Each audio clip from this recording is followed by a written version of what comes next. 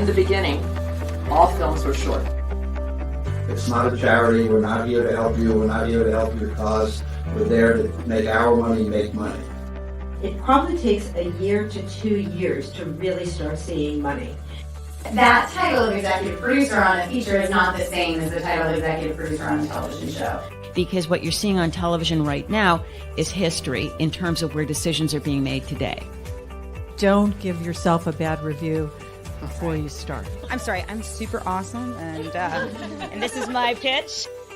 What are recommendations for packaging? Getting to the right person at the right time, and you have the right piece of the package that they want to see. And be able to adjust, because the plan will never execute exactly as you plan it. If you set aside money for social media, for a publicist, for marketing, things like that, and really you don't have to sit behind those dollars and you can have more control of your own release.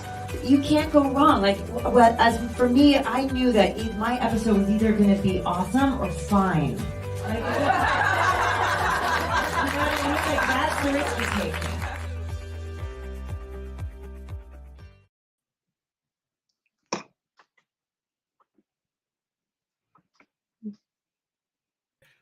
Joining us right now is Erin Carrere of Spy versus, is it Spia or Spia? Spia, I know. The Spia in your life you got to spy on. Which is it? It is Spy versus Spia because Spia is Italian for spy, and it's about an American spy against an Italian spy. Oh, even better! I love it. I'm already like I'm having like theories in my head about this. Obviously, it looks fun. It looks like something that I want to see more of.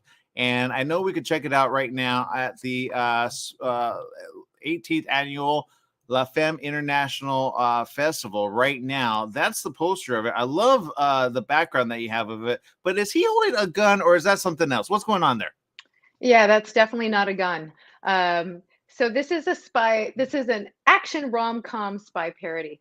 And if you see there, that's actually a hairdryer. Okay, I'm not gonna lie. I'm not. Wait, hold up. Does it have like a AK like attached to it, like hidden, or because I see her with the mic? But I mean, okay, what kind of spy is this?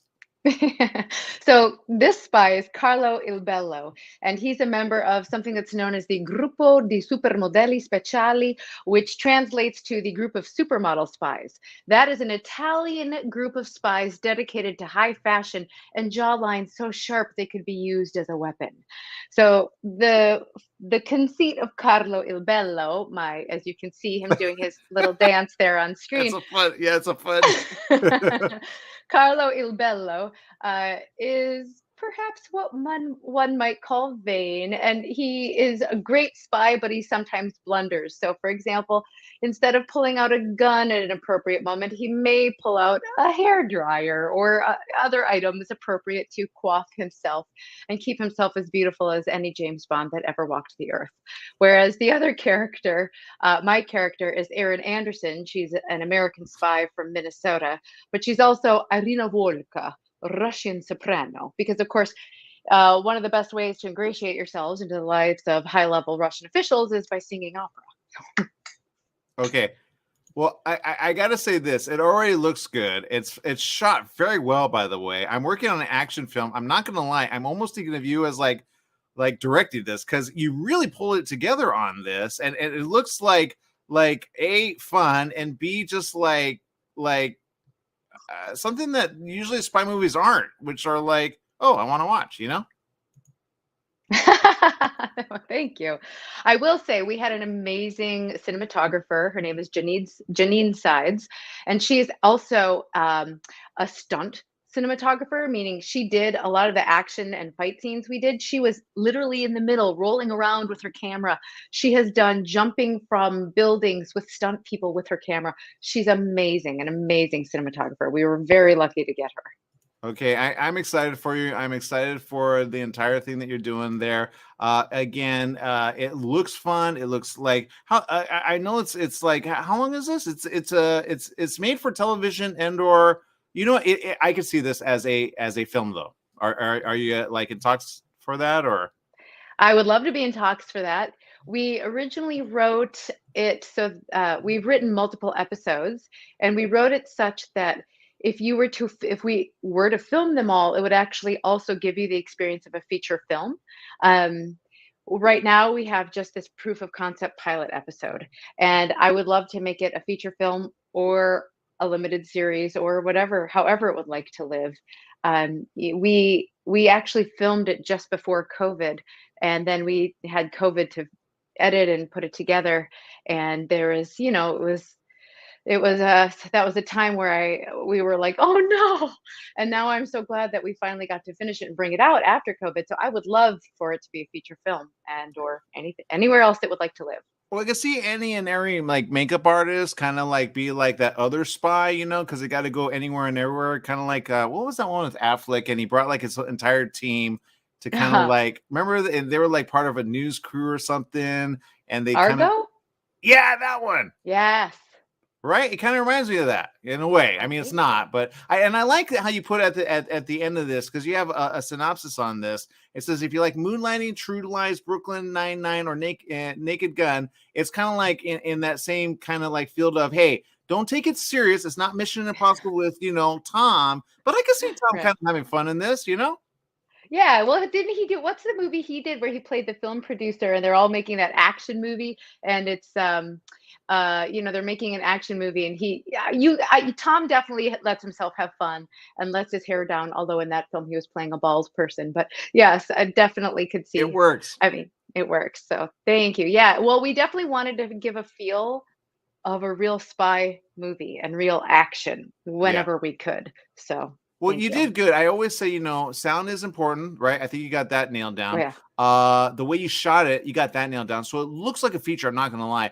I wouldn't expect a short out of this. I'm not going to lie. When I look at the trailer. So good job on that. That means you're already there. Now you just need to put the funds together. And sometimes people don't understand when you're in a festival, you do what you can with what you got. But sometimes you got to pull favor, right? And is there any nods you want to say to those that kind of put their hand in this? Oh, so many. First of all, we raised the money to film this initially on Kickstarter, and half of the funds came from Italy because one of our stars, of course, and co-writers is from Italy. He went to military school in Italy, so think of it as the West Point of Italy. And we actually reached out to all these alumni from his military school, La Scuola Nunziatella in Naples, Italy, and so many of them contributed Kickstarter funds. We're so grateful. It's not really much of a thing they do in Italy at this point in time. And then the music is by my friend and brilliant songwriter and rocker, Mark Malman. I'm so grateful that he contributed the music and wrote the theme song. And there are so many people that it's almost too many to say thank you to, but John Norton was our editor, and he really did such an amazing job for us. And I kept making changes and changes and changes. So I'm just so lucky. All of the people, Evan, Graham Dunn did our post-production sound. So many people contributed. I'm sorry I can't name them all right now, but you'll start playing me off with the music. So, well, here's what I love. It looks like film, right? And right now we're at a time where I'll give you an example. I probably watch every other day something with my mom because I want her safe, right? I don't want her to get any virus, right? There's so many viruses out there, right? And I say, okay, what do you want to watch next? And she's like, okay, I want to watch this, I want to watch that. But if it's got action in it, and yours does, she's like, okay. If it has like just like talk, it's got to be like intrigue. And so she likes a lot of international stuff as of late. She's been watching Paris films, France films, and she doesn't even mind like the occasional like dub, right? She doesn't like reading. She hates reading. But I go, okay, we're at a time where you can watch these films on your device, on your TV. And recently I got like a TV because the other one burnt out because we had like a power surge or something. And I got it, at like, Target for like, less than like $300. But my point is this, you can watch your film and you shot it really well. And what is that? Is that 4K or just because it looks pretty like high def? Yeah, it's 4K. It was actually one of the reasons we were so lucky to get Janine to shoot it is that she had just gotten her brand new camera and she wanted to play with it before she went back to her job on Queen of the South, if you've ever seen that show. Yeah. So we were so lucky. She was like, yeah, I'll come I happen to have this time open up. I would love to come play with my camera and experiment and make sure I really know how to work with this on your proof of concept TV pilot short film. So we were lucky to have that. And I do hope that, when people watch it, they laugh.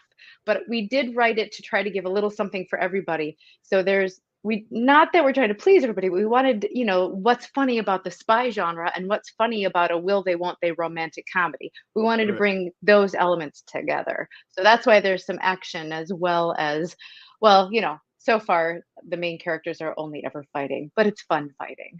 Well, I think it's fun. Even the first few, probably 8 to 12 seconds, you show that and people are already hooked, and I think you can make anything out of that. You got a great cinematographer, great camera, by the way, because I'm already thinking of a film including wolves and like vampire and something that hasn't been done. But do you have that in your head somewhere? I actually do have a project in my mind for vampires. All my life, people have told me I look like a vampire, which I finally, once I became an actor, realized it was a compliment. It is. It's fierce. It's fierce. And people don't understand. It's some people believe in the how do I put it? Okay, if you were a wolf, what kind of wolf would you be? Ooh, well, I am from northern Minnesota, and I would be one of those gray wolves, one of those sleek, mysterious gray wolves who stares at you with their eyes when you drive up in the middle of the night and your eyes shine on them. I don't know if they're like timber wolves in northern Minnesota, so they're very mysterious and a little eerie. And if I were a vampire, the thing about being a vampire, of course, the sucking blood part isn't very appealing to me. I'll just put it that way. But think about, you would finally have time to learn all the languages you want to speak, to master instruments, to read all the books, watch all the movies. I would be able to watch everything on Netflix. That's what it would give you, the gift of time. Just saying. I think you should call it Blood Hunter. What? Yes, I love it. Blood Hunter. Although, again, personal aside, blood. Well, do you like steak? No, I don't really. I grew up vegetarian, and I only started eating meat in my 20s. So I can't say that I like it or don't like it. I just it's not my first choice. It's not my go-to. She's a reformed wolf, people. All right, so there you go. That's my story. I'm sticking to it. No, great job, Erin. I can't wait to see more from you. Great team you put together, and thank you for bringing it to the Femme Film Festival. It's something that I can't wait to actually see. I'm definitely going to go ahead and purchase this so I can watch it, because I have some ideas that I think people need to know about, and I think you have the team to do it. So I think if you guys are for hire, I have a script just waiting that includes wolves and vampires. But we call them wolvies. Wolvies. I'm going to tell you something. Actually, one of my nicknames in my old band was Wolfie. That's funny. Oh, really? Yeah. Well, it's about a band called Wolves. We got to talk. Yeah, the Wolvacious. What? That's amazing. It's a whole thing. All right. Make it a great day. Thank you for spending time with us. It is the 18th annual La Femme International Film Festival. It's happening this week. It's on demand. Go check it out. Great film. You're going to see more from Erin, I guarantee it. And great job to the entire team. Make it a great one, okay? Thank you so much. We're very excited to be part of the LA Femme Film Festival, so thank you. Absolutely. More after this. In the beginning, all films were short. It's not a charity. We're not here to help you. We're not here to help your cause. We're there to make our money make money. It probably takes a year to 2 years to really start seeing money. That title of executive producer on a feature is not the same as the title of executive producer on a television show. Because what you're seeing on television right now is history in terms of where decisions are being made today. Don't give yourself a bad review before you start. I'm sorry, I'm super awesome, and this is my pitch. What are recommendations for packaging? Getting to the right person at the right time, and you have the right piece of the package that they want to see. And be able to adjust, because the plan will never execute exactly as you plan it. If you set aside money for social media, for a publicist, for marketing, things like that, and really you don't have to sit behind those dollars, and you can have more control of your own release. You can't go wrong. As for me, I knew that my episode was either going to be awesome or fine. That's the risk you take.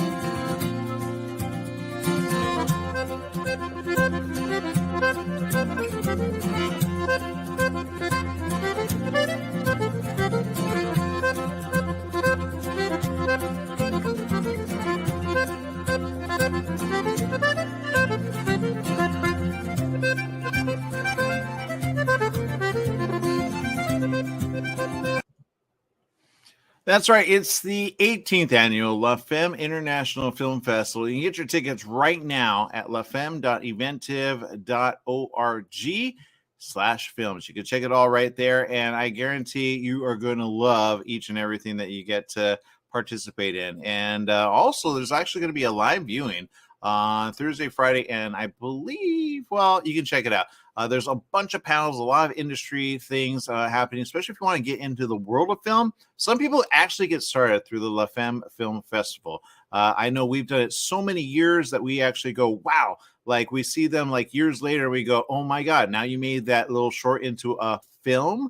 So a lot of these ones that say proof of concept, actually, it's a real thing.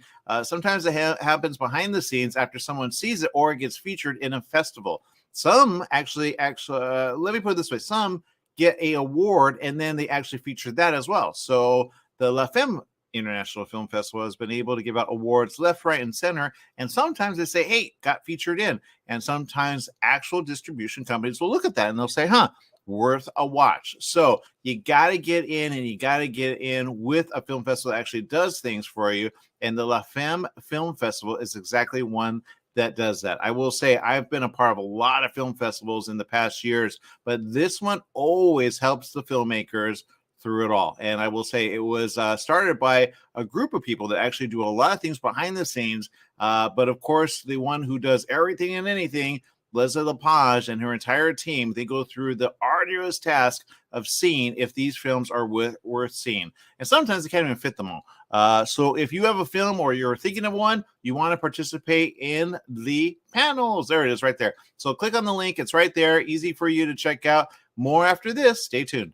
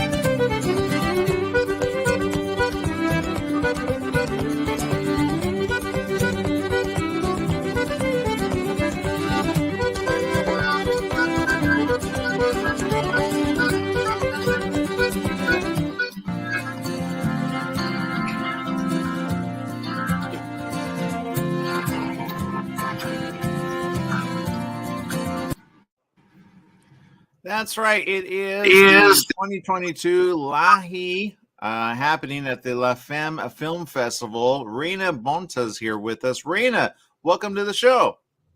Hi, thank you so much for having me. I'm so happy to be here. No, we're happy to have you with us. I understand this is actually a film. I know you did this with some great people. Can you talk about it? Yeah, I made this film. I wrote it and directed it and produced it with an incredible team that shot during the final week of 2021 on island, on location in Hawaii. And it's just a really exciting project about reconnecting with your culture, about third generation cultural identity, Filipina identity specifically. So it explores a lot of really important themes that are close to my heart and close to my history as a person and a filmmaker as well. Okay, first of all, great job. That's number one. Number two, I'm looking at this and I'm a little jealous. I'm not going to lie. What does Lahi mean, by the way? Because I understand she returned, the character Mimi de la Cruz returns to Oahu, which, not going to lie, I'm like, I need a vacation. Do you got the hookup? Right. Lahi is a term in Tagalog, which is a language native to the Philippines, that translates to race. It's a word that means kind of, you know, about your heritage and where you come from. And it's a word that I actually learned recently when reconnecting with my Lola, who is my grandmother. That's the Tagalog word for grandmother. And she is someone who's been really central to the project, has inspired a lot of it as well. And she actually appears in the film as an actor, as our Lola apparition. So creating the film and even going as far as to naming the film as a word that was inspired by her is something that's always been a real pillar of the process of making Lahi. Okay, now I appreciate you more than you know, because I understand you are you studying film, and is this like your, because I see the student thing next to, you know, short. Yeah, I just graduated from Yale University in Connecticut. This was my senior thesis project, so it was in fulfillment of my degree in film and media studies. And it also is kind of catapulting my postgraduate life and real world life as a filmmaker. So it kind of served two key purposes in that way. And I feel really grateful to have made something that is both something for school, but also is kind of helping to break me into this industry. Well, one of our social media viewers right now, Rich, is saying, what was the easiest versus hardest part of making the film? I think he wants to go to Hawaii soon. I think one of the hardest parts about making the film was definitely doing this all during a pandemic. and filming it during 2021. All of development and pre-production happened remotely while I was in Connecticut on the East Coast, and my entire crew and support system was on Oahu. And the easiest part of the film was the people that helped, make this possible. It was the incredible support system that I had, and I primarily met, most of them through my year away. I took a year off during the pandemic from Yale to kind of make sure that I was getting a really enriching experience still, even though we were kind of doing classes and academics through Zoom. And during that time off, I worked on the set of Magnum PI, a reboot of to CBS show, which filmed on Oahu, and then kind of working through that was able to make some really incredible relationships and friendships that helped me, later on when I had kind of decided that I wanted to create this film, those same people who I met and collaborated with on Magnum PI came on as crew members and team members for this short film. So I feel really lucky to have met them. And I would say the easiest part of making the film was kind of doing this all with an incredible support system that was them. Well, I know, there are some people that don't understand the ability to make a film and then make it with a team and then make it let me put it this way. When you go where you're at, that's easy. But when you shoot on location, that's sometimes sometimes there's, there's people that kind of understand. Then there's people that go, oh, you need a permit, or there's someone that, kind of, makes it a little hard. And then you go, but it's, and the student thing doesn't even work anymore. Was that easy or kind of were you able to kind of take snippets of the location or how did you do that? Yeah, so because I was kind of in a completely different location in Connecticut and on the East Coast than where we were filming, I had my producer and cinematographer really be key essential people in helping to location scout for us and send photos and diagrams and be really thoughtful and thorough in selecting the places that we were going to shoot. And lucky for me, there are people who are really experienced on the island and are shooting in dozens of different locations every week. So they kind of had an amazing arsenal of ideas coming into that process already. So I think I was very lucky to have them as collaborators for helping to secure our locations on island. And you're right, it is such a beautiful place and full of so much incredible history and Filipino culture as well. So it was not only, narratively suited for the project, but also aesthetically beautiful and a place that is just so rich in so many different things. Well, look, you brought some really good stuff. It looks like it has heart. It's at least a good 20, right? And I will say, it deals with the loss of a grandma, right? And what is it something that you were able to include that you're this is very personal to me? Yeah, it's personal to me because I grew up raised by my grandmother. She was born and raised in the Philippines and is a child of war and survivor of war. And I was really lucky growing up to have her tell me the stories of her life and her personal history and our family history from the Philippines. And the film is personal to me in the sense that it deals with cultural reconnection. And I think there was a long time for me where I was, hearing those stories that she told me, but not necessarily listening to them. And it was kind of during these more recent years of my life where I've really grown to appreciate her life and contributions to society and Filipino culture in a new way. So I think it's personal to me in the sense that it's kind of reflexive. It's a way of exploring and reconnecting with culture for me as a filmmaker. But the film itself explores reconnecting with culture and appreciating your family identity. So while my grandmother, I am so lucky to say that she's still with me, and the film deals with the loss of a grandmother. It's kind of exploring the more theoretical concept of what happens when the person like your grandmother that ties you to your cultural identity is no longer with you. Well, I'm not gonna lie. I'm kind of glad you actually have her alive. That way, it's not like because some people do that after, and you're like, now you appreciate them. Come on, So good job. Thank you so much. I appreciate it. All right, you can check it out right now. It's all available. It's Lahi. I love the name, by the way. I think it needs to go next level. Is there a film like coming soon, like in the future with this? Do you think? A feature film? Yeah. In the works, yes. Something expanding this same concept is in development. So I'm Even excited. better. Okay, awesome. You got to bring it back to us. Okay, we'll be the first to feature. I guarantee. Good job on this. Looks great. Great poster, by the way. It already takes you and you go, okay, what's that about? I think I'll rent it. So good job, great job, and keep it going. Okay, thank you so much. Have a great day. You too. All right, more right after this. In the beginning, all films were short. It's not a charity. We're not here to help you. We're not here to help your cause. We're there to make our money make money. It probably takes a year to 2 years to really start seeing money. That title of executive producer on a feature is not the same as the title of executive producer on a television show. Don't give yourself a bad review before you start. I'm sorry, I'm super awesome, and this is my pitch. In the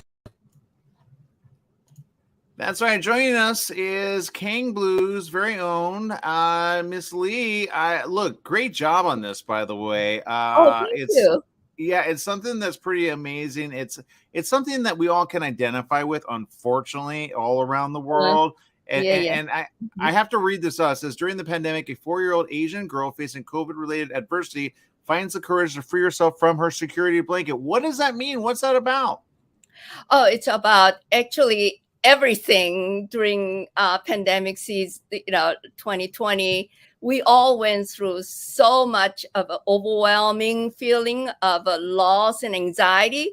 So it's about, and Southern California had this like bioluminescent global warming activities going on, and with things got all sparkling, and then blue. The girl dress, it's Elsa's Frozen, the dress she wears, and father who has a blue uniform or scrub because he's ER doctor. So blue kind of, gave me idea. Okay, all this I can put together as some form of a poetry in a sense. What we're going through, all these difficulties. So I just put together sort of a bouquet of the difficult time we're going through. Well, I'm not gonna lie, I love it, and I think it's amazing. I think if anything, it's something that it's shot well. I'm very big. Sometimes there's film that is shot and you're like, okay, you shot with your little cam, big deal. This one you could tell you put a lot of thought into it and the choreography of it. How long have you been doing film? Oh, that's a good question, because I've been away from filmmaking for over 2 decades. Wow. I've been taking care of my mom, and I've been kind of step aside from my filmmaking career. But I promised to her, because she always felt bad, like, oh, you sacrificed for me, and that. No, Mom. I promise you, I'll make a film. And she passed away about 5 years ago. Here is this first film, Kang Blue. Oh, you know what? I can already say I know. A, she's thankful that you were there for her, and B, you're not like other kids, that go, bye, see you later. I'll do my own thing. And C, I'm glad you're back to it, because I think we need good film and we need good story. And I love how you tied the whole thing together. And talking about the little one, I see her take a little blanket into with the little one, which is real young. Does it deal with some very things that are kind of very telling of the time that we're in? It's called pandemic for a reason. It's a security blanket, which is we all comforting and we're hanging on. But if a 4-year-old girl has courage to let go and stand on her own, we can all learn from it. And then I think it convinced the story. I hope people can relate. Oh, the girl really is sort of having her own heroic moment that nobody knows how she did it. She never tell anybody, but she did it. She sacrificed her little blanket, security blanket, to her younger brother. By the way, the baby, we had to wait for the baby to be born.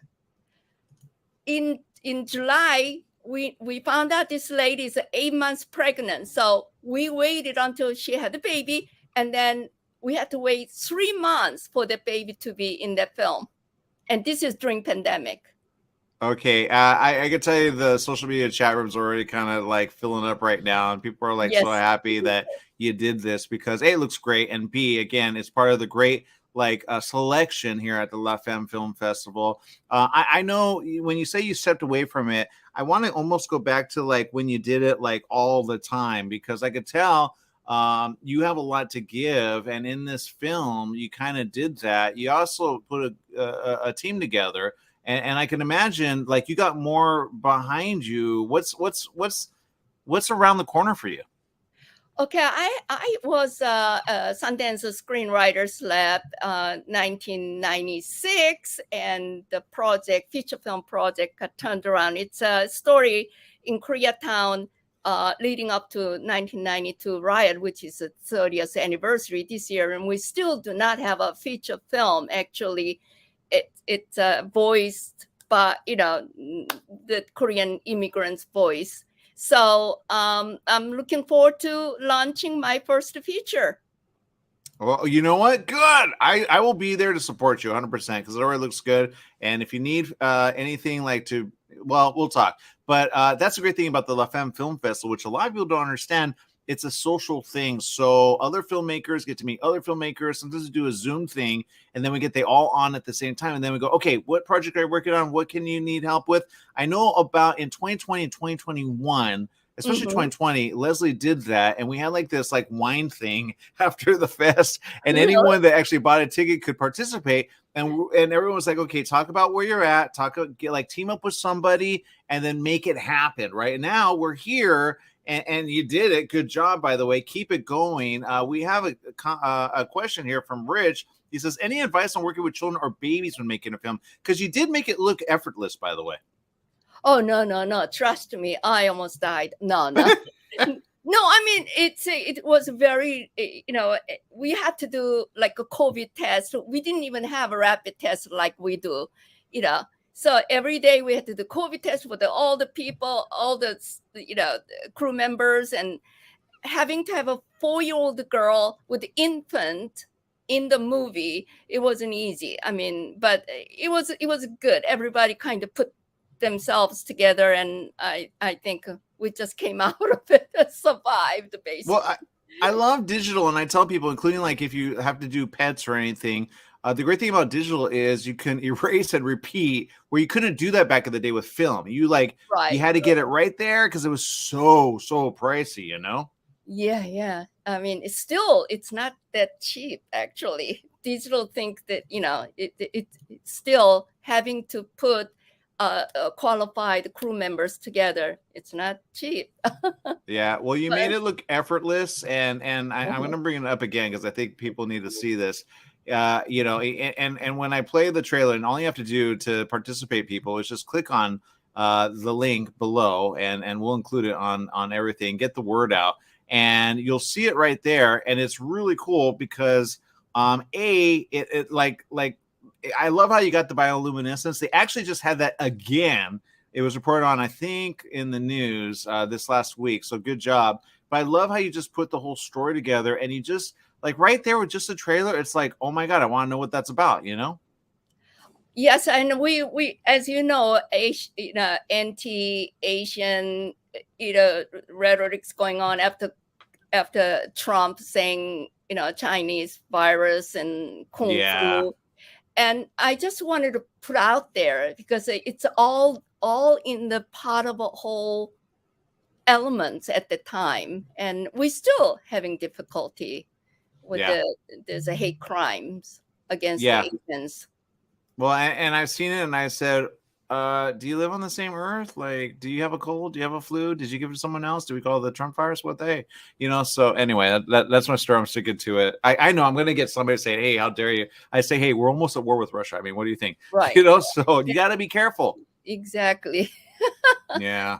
Yeah. Well, I want to. Well, thank you so much, because I especially want to thank to LA Femme International Film Festival, because I have not been really lucky in a sense being selected, and I could not believe it.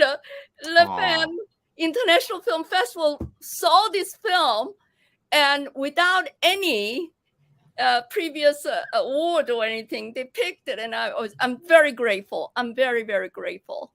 Well, I could say right now, if Leslie were here, she'd say you deserve it, because they watch you and everyone. I don't know where they found the time. Seriously, I'm like, can I get on the panel? They're like, no, it's us. I go, okay, fine, because I kind of want to see these films, But you're right, I don't have the time. But I'm glad they picked you. Now other people can watch it. They can watch it on their device. They can watch it on TV if they have a smart, and all they have to do is just type in right there, lafemme.eventive.org. It'll give you the details, and then download the app. It's available on your smart device, Eventive. Go check it out and get featured. All right, people, make it a great day. We're going to see you around the corner. Thank you so very much for bringing all the great film to us, and I can't wait to see more, okay? Thank you so much. All right, more after this. Stay tuned.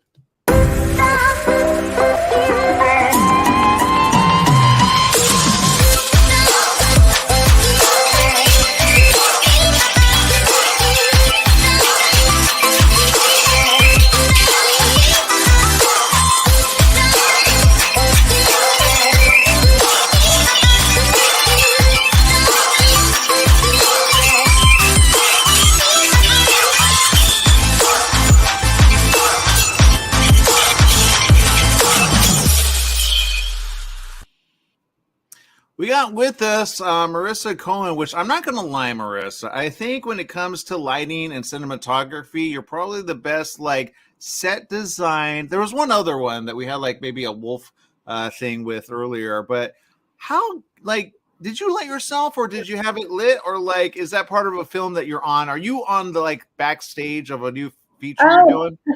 You mean the nice angelic lighting I have right now? Very right. Thank you. No, well, I'm here in Portland, and we actually have some poor air quality today, and I think that's from I don't know what it is, forest fires on the West Coast or what have you, but it's making it very hazy outside. It looks great on the cam. I'm not gonna lie. That's the one tiny benefit of forest fires, I guess, is some nice lighting on your computer. But no, I have a skylight here, so that's probably it. So it looks great. I think you should shoot something. Look, you got an animated thing here. It's called The Cloaked Realm. I'm not gonna lie, I really like this type of animated, I don't know what to call it. It's a style. I like it. The Cloaked Realm, what's it about? So The Cloaked Realm is two stories from American science fiction writers who wrote about 100 years ago, actually. And we put these two stories together in a feature where we fully animated their stories, which foretell many science fiction themes and current issues, even though the stories were written so long ago. So what you will see is two science fiction stories retold, reimagined, and we put some of our own take into the stories when we wrote and animated them. So yeah, that's what we did. We've been working on this for almost 10 years now. It's been an epic project. Yeah, we have a small team. We've all put our hearts and souls into this. We really wanted to bring these old stories to life because we think that a lot of people, don't know about them. They have, like I said, they have a lot of very modern, relevant themes for today in them too. Well, I think it looks good. I think it's telling It kind of reminds me of something like I like Black Mirror, right? And Mhm. it has that kind of feel, but animated. You know what I mean? Not like Animatrix, but although that one scene at the beginning kind of reminded me of that. Like many stories, all telling a thing, right? Yeah, oh, that's a great comparison, Dark Mirror. I love that show because what we have here is we try to have like a lot of twists and turns, you know, things that you're not expecting in the story that will be like surprising and just kind of unusual animation that you don't see every day. Yeah, exactly. And I understand we can find more at Cloaked Realm. Very cool. Rich also is asking this question: animated sci-fi, such a unique combination. Are there any movies that inspired you to make the Cloaked Realm or affected how you visualized your film before rolling the camera? Ooh, that's good. We didn't even All roll right. a camera, Rich. But I like that. I don't know. We're fans of a lot of the old classic science fiction movies, like Star Wars. Everybody says it, but the old Star Wars, things like Tron. We got when we screened once, we got compared the style to Eon Flux, and we were like, we love that. That's so great because those are some of our favorites when it comes to something like Eon Flux, when it comes to combining sci-fi, animation, storytelling. We just like that one too. But there's a lot. I should have had a nice little cheat sheet here to tell you all my favorites. But and I'll say this, what attracted you with these stories that put like a whole theme together? Because it usually is a theme, and I like how he said anime plus sci-fi. It's a unique combination, and it's one that works, especially like when you want to make it like a film. Because I just saw something, it was an anime, and I showed my mom because I like anime. My mom doesn't really, care for it, but I'm like, this is interesting. It was a film, I think somewhere from like Asia or something like that, and it was about time travel. He goes back as a boy, saves the girl, and then he goes back and forth, back and forth, back and forth. But his past affects his future affects his past. Then they made a feature, and I was like, and they took every scene that they did in the animated and they made it feature. There's other films like that. And you go, wait a minute, like, you think Sin City, like that's based on the comic. So I guess my question is, if they wanted to make this a feature, how could they, using your series, you know what I mean, of special stories? if who did? If who wanted to make a feature? I just missed the beginning of that. Oh, anyone? Kind of like, okay, I'll give you an example, backwards. Matrix had Animatrix, right? Mhm. But that was like little short stories about the world of the Matrix, right? And now Right. Matrix lives on, right? You got 4, 5, 6, 7 coming pretty soon. So what would you say, like with this, like if somebody had a story and you wanted to highlight that in an animated, is there a second one, Cloaked Realm? Oh, yeah. Well, actually, we made a whole series of stories. It's like an anthology series. And this feature here is our director's cut. So we have a whole, this is part of why we've been working on this for so long. We have a whole series, 10-episode series that we're just finishing up now. So this is kind of part of that world that we created. But yeah, I see what you're saying about the bounce back from live action to animation. I mean, one of the reasons I've always loved animation since I was, 12 or 13 is like, it's possible to tell stories that you might not be able to tell with, live action. You can't, well, I mean, you can if you're a huge budget production, right? But as an independent filmmaker, it gives you the ability to go anywhere, have all kinds of special effects. It's kind of wild what you can do with animation, right? I feel like that's a tool and filmmakers will be exploring more in the future. It is, and if I may kind of like bridge a gap, sometimes people that do comic, right, they wait for a feature film.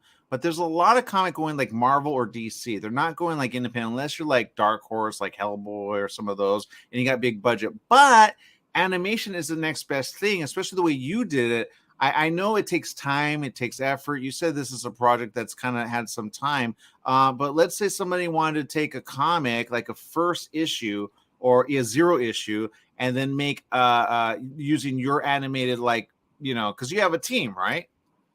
Right.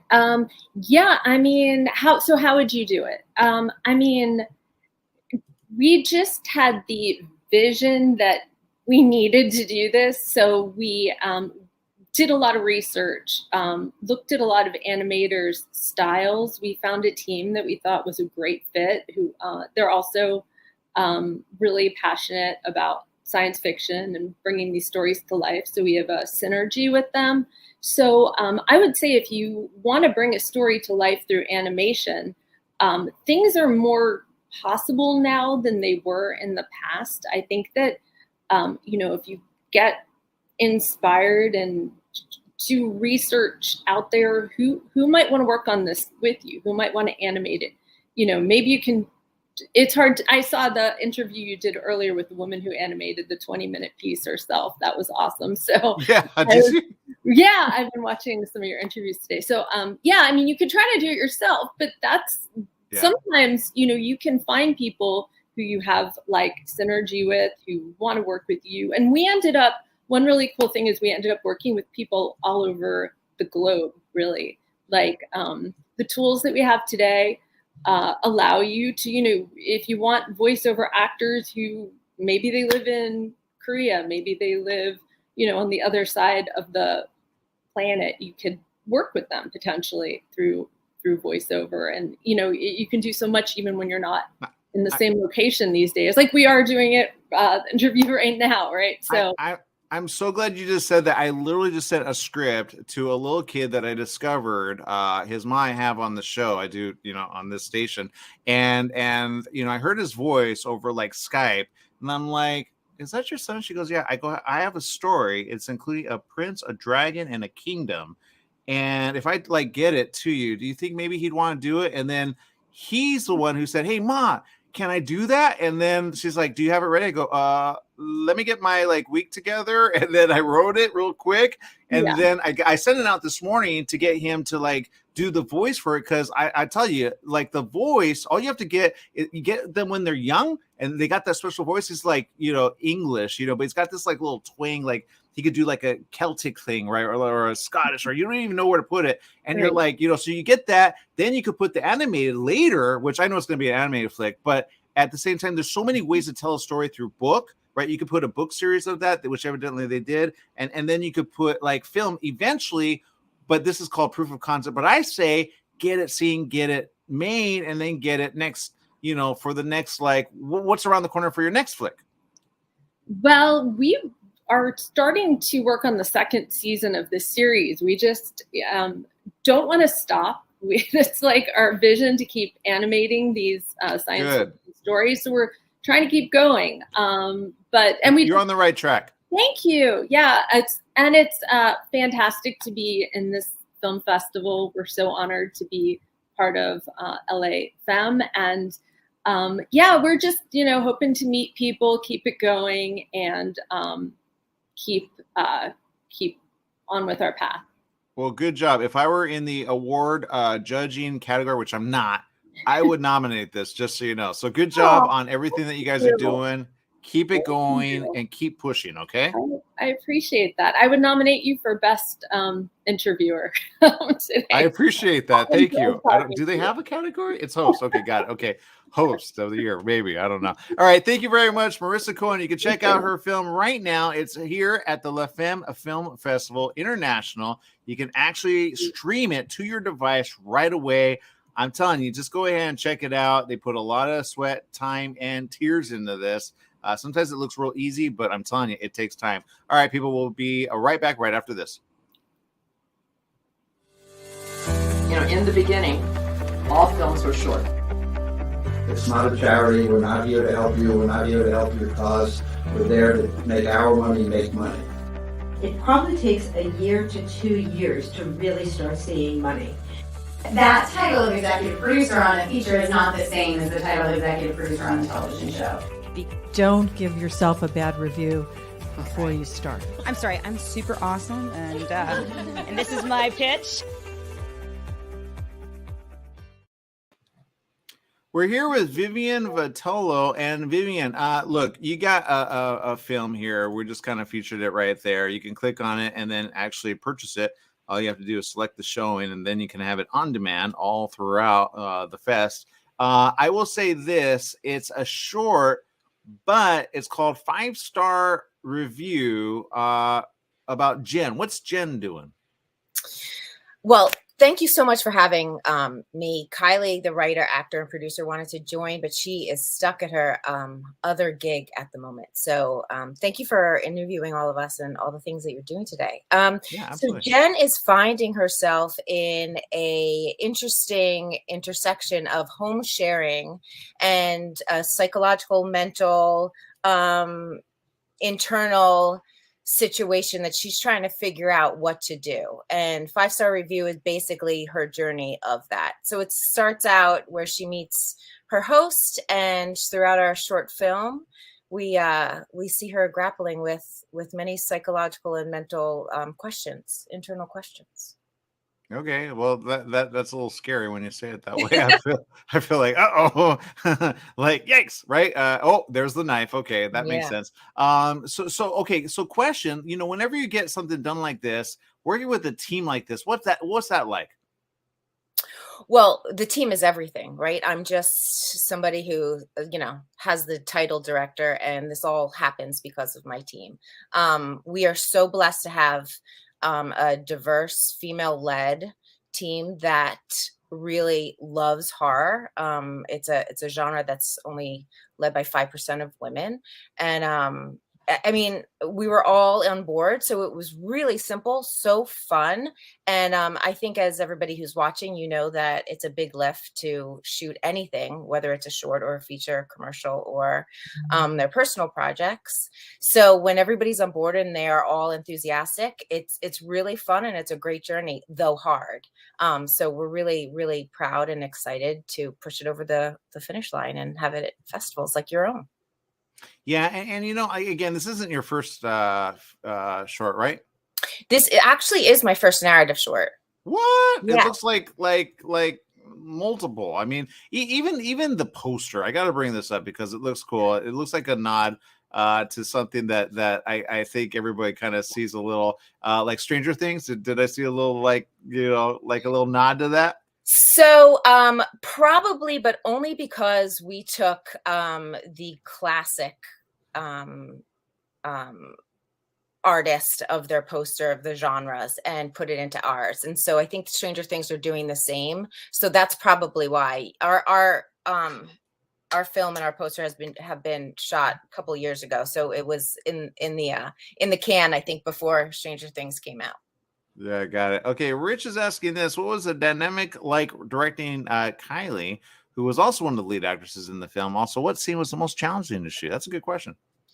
That's a great question, Rich.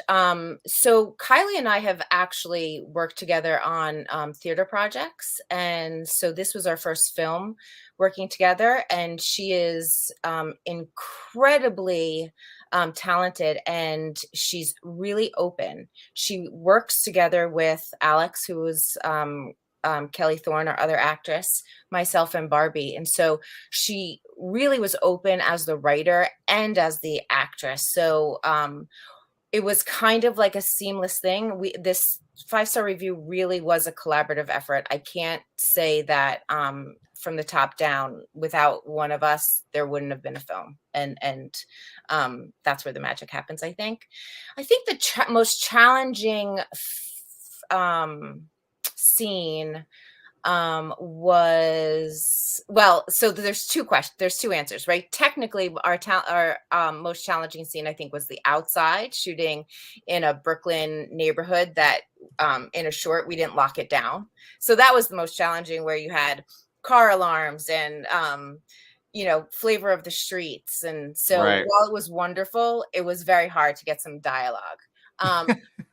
People underestimate, right? Anything and anything can go on unless you have a crew, or you have police ready to go, or you have you know what I mean? And that's usually like big budget, like Marvel, or Yeah. And you know, you kind of really appreciated those budgets when you're sitting there as, you know, shooting in 3 days, and you know, knowing that you only have a certain amount of takes to do, and you're kind of like, okay, do we go with the happy accidents? Do we you know, looking to Ben, who was my sound guy, and you know, do we have it? Do we have it enough? And we nailed it, I think. So that was the most challenging scene with her. But as the performance, it was, I think, maybe she has to answer this, but I think sitting there for the end of the scene, end of the movie, just, I don't know if everybody's seen it yet, but you'll see it when you see the end of the movie, when she's just laying there. I think maybe that, as an actress, could be the most challenging, because you're acting without actually doing much. Well, and sometimes it's hard to, like, you know, as a director, right? Directing the person who helped write it. You know what I mean? Like, you know, do you let them, like, do you have like a cue that you go, okay, are you going for this? Are you going for that? Or do you kind of feel it along the way and like, okay, can we make this the best? Do you say, hey, can we reshoot that? Can we go with this? Are they open to that? You know? Yeah, I think I was actually kind of spoiled, because like I said, Kylie was really open, and we discussed a lot of the scripts before we even crewed up. You know, we broke it down, and we cut some things out, and you know, all the filmmakers out there, you know, days of, we were cutting things, you know, because of time. And so she was really kind of along for the ride, and she listened, and there are certain things that she was definitely like, no, this is what I want in there. And you know, as a collaborator, I have to be like, okay, you know, and so like, how do we make it work? How do we make the storyline, the through line, on budget, on time and stuff? And so she I think I was spoiled. So if I work with a writer, actor, producer for the next time, I might have a different answer, but we really worked well together to make it come to life. Well, I'm excited for you guys. Great job. We're going to bring it up again. Right here it is. 5-star review. It kind of makes me go, do I want to go to Airbnb anytime soon and give a review? Is she going to have a knife? And is she going to call me out on some stuff? So I don't know. But excited to see it as part of a great lineup of films. It's right here at the 18th Annual La Femme International Film Festival, all happening this week. Go get your tickets right now. Type in lafemme.eventive.org/films. We'll see more right after this. Thank you again for spending time with us, Vivian. Thanks so much, Aaron, and thanks for having us at the festival. Absolutely. You know, in the beginning, all films were short. It's not a charity. We're not here to help you. We're not here to help your cause. We're there to make our money make money. It probably takes a year to 2 years to really start seeing money. That title of executive producer on a feature is not the same as the title of executive producer on a television show. Don't give yourself a bad review before you start. I'm sorry, I'm super awesome, and this is my pitch. Joining us right now is someone who understands a little something about a lake, especially Lake Pluto. It's something happening, and I will say this. We got Biz with us. Biz, look, this film, I understand it's one that we're going to want to watch. It's like a good short. I mean, it's almost half an hour, a little bit over. But anything with the lake, you kind of go, do I want to be here? Because there's nothing good with lake and like, you know what I mean? Or is it like, you know, like? Yeah. Lakes tend to give you a creepy vibe, right? There's a lot of mystery with the lakes. Kinda. And I'm not gonna lie, I like, you know, roughing it, but I'm not sure I want to be in a film with this. Well, can you give some perspective? Yeah, I mean, for the film, it's a lot about someone going to nature to find themselves, to get some time away and clear their mind. But while they're out there, they get way more than they bargained for. They meet their doppelganger, and it's like meeting themselves and having a sort of interaction with themselves, but is it really them? Yeah, that's never fun. And look, it's shot really well, by the way. I mean, it looks big Thank you. budget already. So great job on putting a team together. Not gonna lie, I don't know how you shot it with all those lake scenes. Did you use like a drone? Did you use? I mean, your cinematography is amazing. Yeah, I have to give big credit to my director of photography, Emily Kordovich. She did that. We did do some drone photography as well. I was cam op on that, and we really went out there into the backwoods of the Catskills to get all that beautiful footage with all the, the seasons changing. A lot of, fall time footage and all the leaves changing, the colors. It was really quite amazing out there. Yeah, not sure I want to meet my doppelganger. Wait, so can you give me kind of like a clue what happens when you meet your doppelganger in this film? Like, what are you supposed to know? Or because it looks like do they take your life? Did they take place of you? What goes on? Well, I mean, the main character, she thinks she's just there, and she luckily found someone who she can talk to about all her problems, because this double knows everything about her life. But really, the double is someone else, and they have their own motives to, what do they want out of this relationship? All right, that makes sense. In other words, okay. Well, look, I think it's great time, right? It's October, right? A lot of people are checking out like horror, and kind of, and I don't know that I would put it like in the suspense thriller category, right? Yeah. Okay. Yes. Yeah. Not horror, but definitely a line of suspense in there. But I want to see a film out of this. Can we make it happen? What would it take? I mean, I do think there's more to explore to the story and the characters, and you could really get into it. And I've thought about it, maybe it'll become a feature, but, there's also other sort of sci-fi, what I call sci-fi light stories that I'd like to explore as well. Okay, well, we got a question from social media, and it's coming from someone. He says, do you have any advice for filming at a lake, especially either outside during the day and night? I have a question on that, by the way. Is there any, because when you feature anything over water, you got to be careful of reflective surfaces, right? But when you get things in the water, I'd be like, certain people are like, I'm not going in there. And you're like, dude, do it. And then you got one take, like that woman going in. There's only one take. And you did it at the calm of you know what I mean? And that question is by Rich, by the way, but that's the rest of his question. He says, it looks really difficult. Light, bugs, nature. Yes, it was very difficult. I mean, I really wanted to show woman in nature, how small a person is compared to the vastness of nature. So I really went for it, but it is tough to, battle the elements. We had a lot of issues with weather and rain and, inconsistent lighting. I did find a beautiful lake where, it was backwoods country, so there was no problems with other people being there, but, had to get my cinematographer out there and waiters, get her in the water. You have to make sure your actors are comfortable with getting in the water. It's freezing out there. You got to be ready to bundle them up as soon as they're out of the water. There's definitely a lot of logistics that go into it. And as far as the reflections and stuff go, I mean, for me, that was the fun of it. And part of the whole point is that you see a reflection in the lake, and that's something I wanted to play up. Well, you did it well. I'm kind of going, uh-oh, right? But I got to watch it. It makes me want to watch it. It's called Lake Pluto. It's one of the many films that you can find here. And I will say, what I keep asking this question. I'm going to ask it a little differently.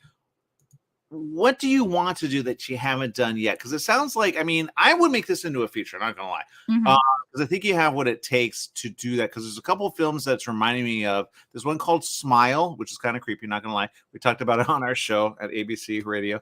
But I will say this. I think there's another one that they just did with I didn't understand it, but it's kind of shot in that I don't know if I want to go into the woods anytime soon, but if I do, I kind of want to come out maybe as the doppelganger. You know what I mean? What's the other attraction to the other films that you want to do other than this? Because I really think this is a feature. Yeah. I think what I really like in terms of genres is what I've been calling sci-fi light in my head. And it's something where it's real life, but there's just one small twist to reality. And so, you know, in this story of Lake Pluto, it's just a woman going to the woods camping, except for there's one thing that's different than reality, that are normal lives. And I think that lets you explore different stories beyond sort of like the regular natural world. Okay, well, you know what? I say make this a film 100%. I think it's a great calling card, and I think you could bring all the actors back, and then you could do a part 2, a part 3, a part 4, kind of like the Destination series. You know what I mean? Yeah, or a limited series or something like that. Yeah, because it's a good idea. You know, I know it's been done differently in different ways, but I like the way it's shot, and I love the time period that it is. Can you speak on the time and like, because sometimes getting that vibe of like, you know, I think it's called the 60s, right? In the late 60s? Yeah, there's two time periods. There's present day, and then there's like a 1960s era. There's two sets of sisters, modern day and 1960s. And you know, that's a lot of fun doing a little bit of period drama, but you know, because we were such an indie production, we had to keep that small. Mostly it was done through wardrobe, and in part that's because I wanted to show, like, I chose that time period, and I just wanted to show a passage of time and how long like the bond of sisterhood could last.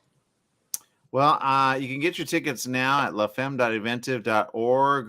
You can get it for $49. You can get all the great films. You don't have to choose just one. And again, this is one that I say, get this one and then get all the rest as well. And then, you know, promote the heck out of it. That way, La Femme Film Festival is here to stay. And then, of course, these people get next level what they really want, which again is feature length, because you put a lot of work into this. I say you might as well get paid for it. You know what I mean? I wouldn't say no to that. All right, so there you go. All right, we gotta take a break. We'll be back with more right after this. Thank you for your time, Biz. Thank you so much. Bye.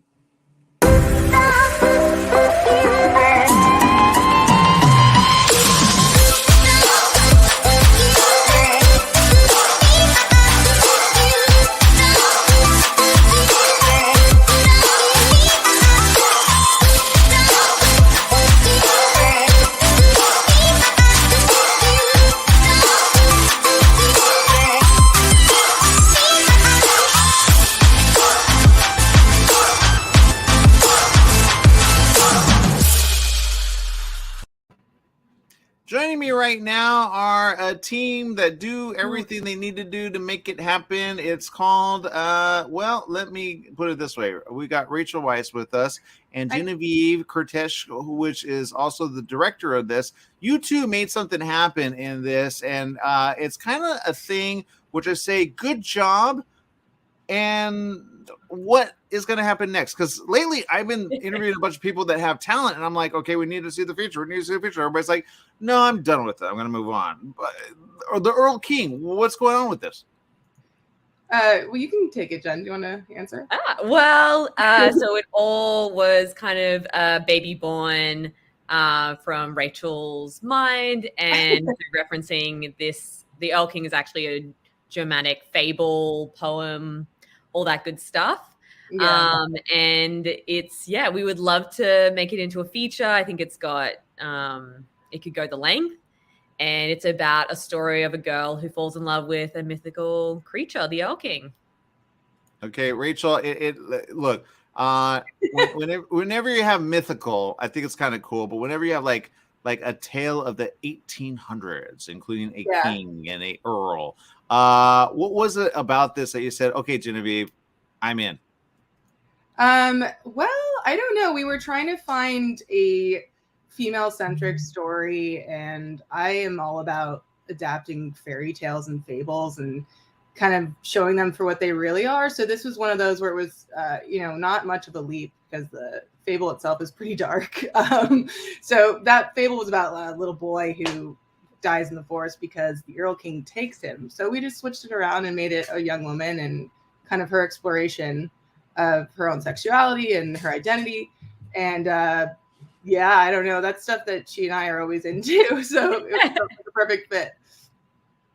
Well, it makes sense. And I got to read this so that people understand what they're going to watch. Yeah. It says, set in the 1800s on the edge of the American wild, Leora, a young woman from a strict religious family, runs away from her village into the arms of an ancient woodland god. Already got me. Who inhabits the forest. His name is the Earl King, and has promised to love her and give her freedom. Suddenly turns sinister when Leora realizes that he has other plans for her all along. What plans are that? I mean, that's kind of giving away the whole movie. I know. I don't know if we should say, but we also have this. Go ahead. There's also this theme about like toxic relationships. So it starts, all happy, and you can't imagine life being any better. And then you find out that your partner has ulterior motives and is maybe manipulating you. And so there's some interesting themes in the film that kind of explore that. But I don't know if we should give away what his secret is, because that's kind of the end of the film. Okay, all right. I think Rachel has like something maybe for the next film then that he could do. Is he like in a multitude of them? It sounds like it. For us to make this a 15-minute movie was a huge struggle.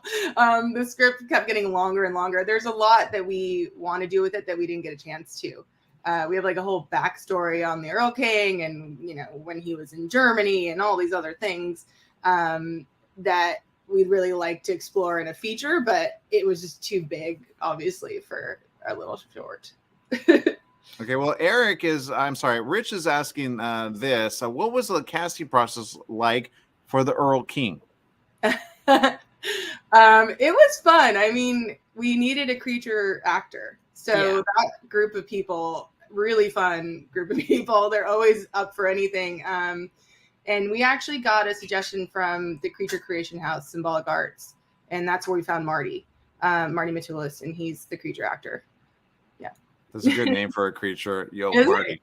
Yeah, Marty. The creature that kills us all. Okay, so Genevieve, I love your name, by the way. I feel like you're kind of like a let me put it this way, like, isn't there there is like a prince and a princess. What is it about this era that really like has that thing that kind of has you kind of going all in? Is it like a dream? Did it start with a dream? Did it start with the idea? How'd it go? I think we both love setting things in a time that's away from now, because obviously you don't have technology.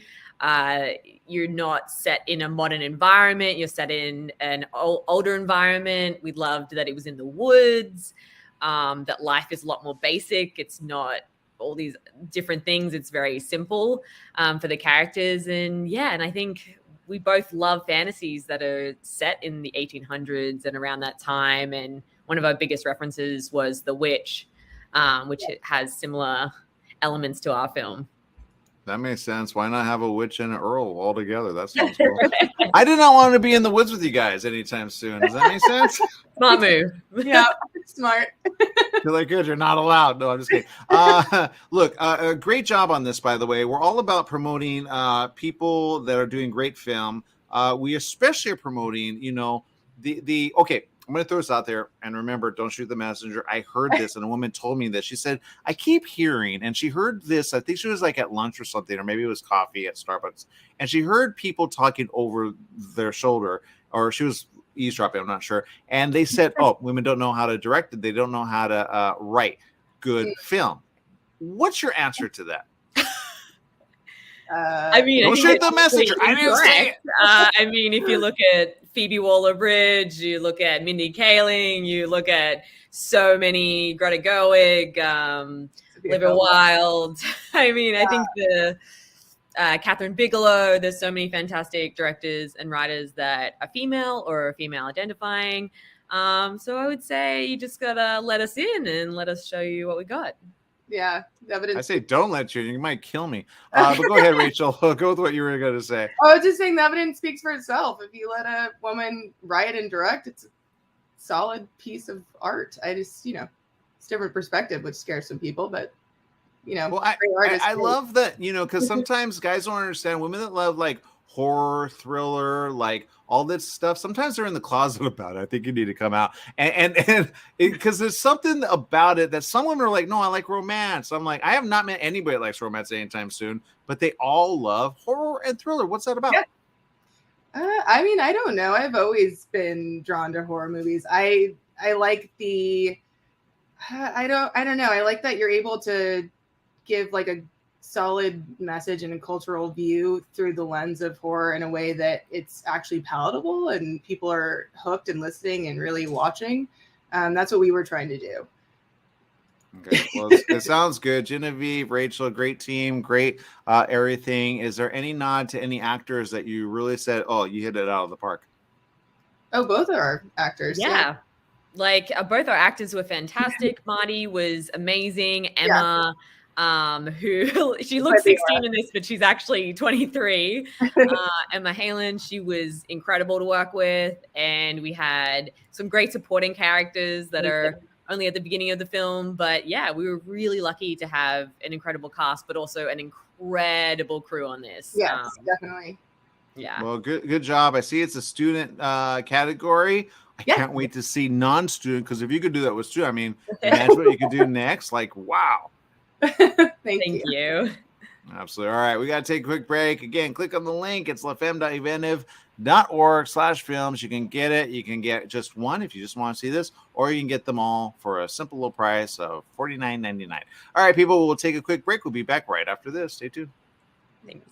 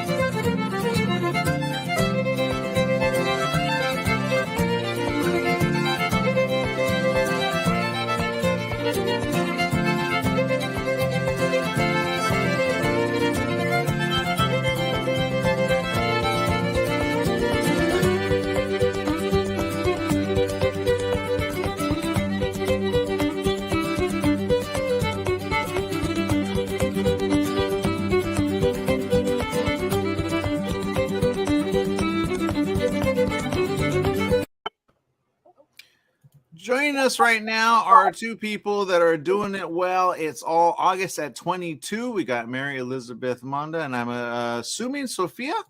Yes. Awesome. Okay, so you both are a part of this film. It's interesting because it's a feature. It's an hour and a half. We've been getting a lot of shorts, not going to lie. But doing a feature is something really amazing, and I understand you two are kind of going to do something else as well? Do something else in the future? Yeah. Yeah, definitely. Always, this is the first of many. Hopefully. Okay, so let's talk about that. August of 22, what's it about? It's about a Cal who's a floundering actress, and she accidentally falls in love with her best friend's girlfriend. Got it. Yeah.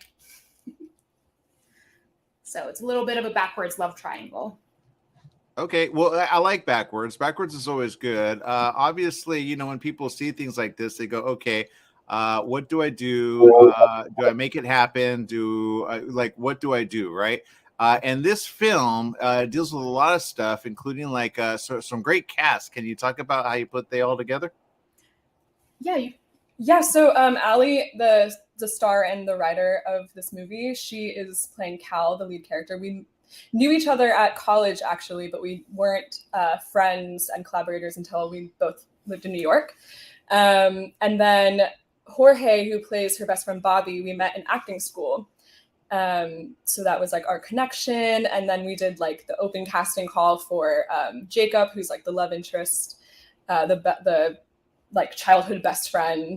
And he submitted through Backstage, I believe. Mm-hmm. And he auditioned for us and he was perfect. And then Lily Kay, who is Emily, she's amazing. Allie met her through her acting class. It was the same studio, but different sections that where Jorge and I met. And Lily Kay is actually, I believe Your Honor season 2 is coming out, and she's in that, and she's also in Yellowstone season 5, which is also coming out very soon. So we're very excited for her. So a lot of our actors came from the same studio, Terry Knickerbocker in New York. So they had similar training. You guys had background together. It was a really close environment throughout the process. Okay, well, I love it already. It looks amazing, by the way. It's a film that I could see a lot of people going, okay, I get it. And you know, a lot of people are kind of looking for like stuff that are like from, let me put it this way, like people that go to college, right? This is like a college type, not real call, but like, you know. Yeah, it's a very young film. We all made it when we were quite, early days in New York. It was all our first feature. So whenever somebody asks me about it, I call it a very young movie. Like everybody that was on set, most of it was our first feature, I think, for our main crew and cast at least. So I think that the themes within the film translated fairly well to our creative team as well. And it shows when you watch the film and the audience seems to respond well to that. Yeah. I do think like there are some people maybe in their like, 40s and 50s that might watch this and resonate with it as well, though. Think back to when they were 22 years old and when they were making interesting decisions in their life. Yeah, we recently showed at a festival and we had some parents come up to us and say, oh, that's how our children have been acting. And they can recognize their early 20s kids kind of acting as if their world is collapsing within them and everything is feeling like it's the most important thing right now. So that was really interesting to see an older crowd connected with it in a way. And let me put this out there, because sometimes films are made to like have like, okay, I'll give you an example. There's sometimes films that are like, like Paramount, the big guys, right? They hire usually older people to tell young youth stories, when in reality, you got to let the youth tell stories. And you don't want to be like thinking you're young, but you kind of have your pulse on something. And I say you need to get kind of like you guys, like if you want to hit that, like one who says this is exactly how this generation is, acting, and I hate to use the word generation, but it's called like the youth of today, or the kids that we used to be. I'm not going to give my age, whatever.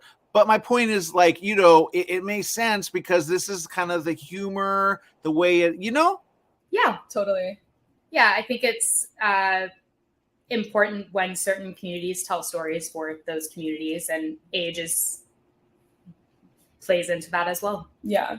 Yeah. Because I hate old people kind of telling young youth stories when I'm like, that's why it doesn't resonate. That's why it's a bomb. But I think this will make really good, like, you know, in like, especially, I love that it's on every device, right? Anybody can watch it. Your friends can watch it. College people can watch it. They'd be like, hey, dude, I totally get this. Like, they can identify with one of the characters, right? And I will say this, someone is asking in social media, Rich, he's saying, what top 3 pieces of advice would you give to anyone brave enough to make a full feature film? Because obviously, I mean, you put a lot of time and effort into this. And again, great cast. Yeah. Top 3. Yeah. I think the first piece is finding friends and people that support you. Yeah. We met really randomly. I walked up to her in a coffee shop because I heard her talking about films, and I thought that she would be somebody that I want to know. Yep. So kind of be brave and also find your community that, like you were saying. Yeah, I think those are 2 great pieces of advice. 1, be brave enough to want to do it.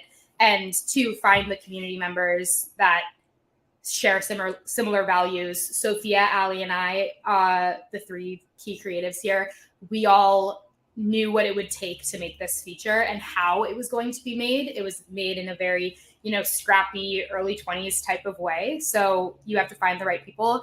I guess another piece of advice is lean on your community. It's similar to finding the right people, but lean on your community and make sure you're reaching out to different, you know, we used a lot of local businesses, a lot of women's groups to find our crew. Make sure you're using a lot of local communities instead of trying to figure it out yourself. Do it all yourself. Yeah, I think definitely, like, along the same lines, putting your ego to the side to ask somebody on your team who might know more than you, and you have to first of all admit that you don't know everything. And just go, okay, you know, these are my strengths. This person's good at the logistics and budgeting, and we have a tight budget, so I need to talk to this person about this thing. So, yeah, especially with like indies like this, you need to be super, super careful with budgeting. Yeah, and, definitely. Just do that. Well, I'm glad you mentioned that, budgeting, because you know, budgeting is kind of like what people. I'll give you an example. We had an interview earlier. I'm like, okay, I'm going to France, right? I got the hookup now, finally. It's just like, we do it for the fun of it, you know, film like making for art, right? And that's a very, you know, French thing. But they kind of put their time in, they put their energy in. And here, it's kind of expensive to make a film unless you have like tax credit or, you know, like, where did you film it? We filmed in New York, mostly in Brooklyn, actually all over New York. Yeah, a little bit in like lower Manhattan, but yeah, mostly Brooklyn. Yeah, we crowdfunded the entire film pretty much, and it was made for a very low budget for a feature. And yeah, we filmed mostly in New York, didn't have a tax credit or anything like that. No. And I love that you crowdfund. It's a thing that is kind of like, for last, I want to say like maybe 4 or 6 years, I've been seeing. I remember we helped promote on our show, ABC KMET 1490 AM. We promoted a crowdfunding thing. It was called Agent 88. And the guy came in and he's like, hey, Kickstarter was just brand new. Indiegogo was there. What platform did you use to crowdfund? Indiegogo, actually. Yeah. Awesome. Okay. So putting even that together, sometimes people go, I don't know if I have the time. And then some say, I don't know if I want to do that. And then others say, I don't even know how to get the word out. I barely have like 3 friends on Facebook. You know what I mean? Yeah. Yeah, it's definitely you do have to commit to it. If you're going to crowdfund a project, you kind of have to reach out to every single person you know. You have to make sure it's the right project, because we've seen a lot of projects where everybody tries to crowdfund every single project they do. And it doesn't, you can't make projects like that all the time. So pick and choose the projects that you are really passionate about, and make sure you're budgeting properly so you know how much money you need, and commit to your crowdfunding so that you can make it look really good and market it correctly. Because you might only have 3 Facebook friends, but you know a lot of people in person probably. So make sure that everybody knows about it. You're emailing all of your communities, all of your connections. So yeah, I also think that goes back to what you were saying about being brave, like just to do any step of this. Like, it's a hard thing to ask people in your network for money. Yeah. But when it's something that you're passionate about and they see that passion and you talk to them, you know, those 3 people might know 3 other people, and then it just grows exponentially from there. But you just have to take that first step. How long did you take in that part of the crowdfunding? Because that really is sometimes the reason some people never make money. They don't even put even the time in to find the money, you know? Yeah, 3 months. I think that's right. Yeah. I think about 3 months. We started before our crowdfunding went live. We started reaching out to direct contacts first, and then we did our live, like, public crowdfunding. Yeah. So, Okay. Well, public for 3 months. I love that you did it. Don't forget to email them and say, hey, we got into the Femme Film Festival. Thank you very much. You know what I mean? So give a nod to them. And again, we say thank you for bringing it to the Femme Film Festival. The entire filmmakers are going to probably get a chance to see it. I know I'm going to have a chance. So great job. Great team you put together. And I'm pretty sure you probably got some friends out of this and maybe some hopefuls for another film. Are we talking, you know, anything soon? Yeah. I'm ready. Yeah. Well, we're both working on projects, not together necessarily, but hopefully something together soon. Yes.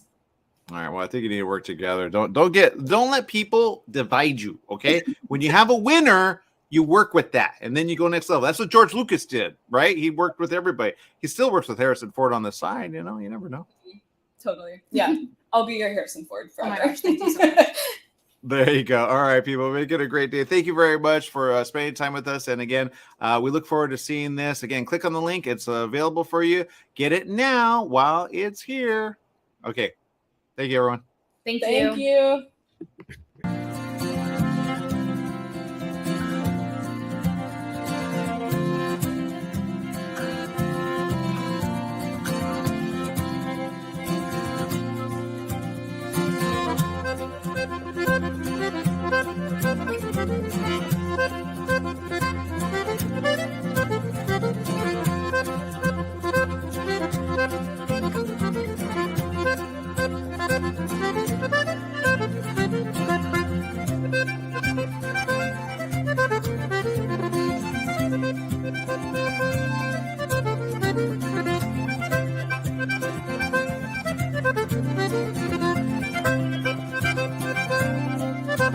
Thank you.